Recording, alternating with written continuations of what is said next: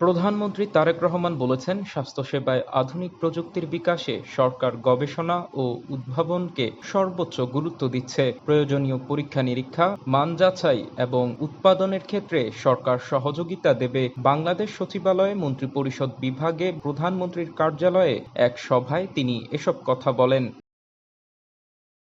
আলাদা দুইটি বিশেষজ্ঞ দল ভেন্টিলেটর ও হাই-ফ্লো অক্সিজেন মেশিন তৈরি করেছে বলে সভায় জানানো হয়। সভায় সংশ্লিষ্টরা আরও জানান, প্রয়োজনীয় অনুমোদন ও ক্লিনিক্যাল পরীক্ষা-নিরীক্ষা শেষে এগুলো দেশের সব হাসপাতালে ব্যবহারের পাশাপাশি আন্তর্জাতিক বাজারেও রপ্তানি করা হবে।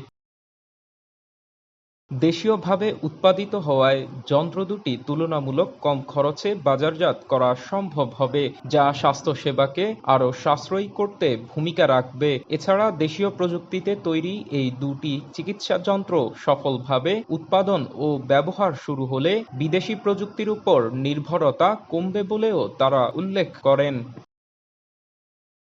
বিশেষজ্ঞরা জানান, ভেন্টিলেটর মেশিনটি গুরুতর শ্বাসতন্ত্রের সমস্যায় আক্রান্ত রোগীদের চিকিৎসায় ব্যবহৃত জীবন রক্ষাকারী চিকিৎসা সরঞ্জাম। এ কারণে এর নিরাপত্তা, কার্যকারিতা ও আন্তর্জাতিক মান নিশ্চিত করতে আরও বিস্তৃত পরীক্ষা-নিরীক্ষা করা হবে। অন্যদিকে হাই-ফ্লো অক্সিজেন মেশিনটি শ্বাসতন্ত্রের সাধারণ সমস্যাজনিত রোগীদের জন্য ব্যবহার উপযোগী। এই যন্ত্রের অন্যতম বৈশিষ্ট্য হল এটি বৈদ্যুতিক সংযোগ ছাড়াই ব্যবহার করা যায়, ফলে বিদ্যুৎ সুবিধা বঞ্চিত এলাকা কিংবা জরুরি পরিস্থিতিতে রোগী পরিবহনের সময় অ্যাম্বুলেন্সেও এটি কার্যকরভাবে ব্যবহার করা হবে।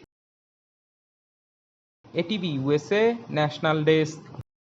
এটিভি ইউএসএ, বিশ্বজুড়ে বাঙালিয়ানা।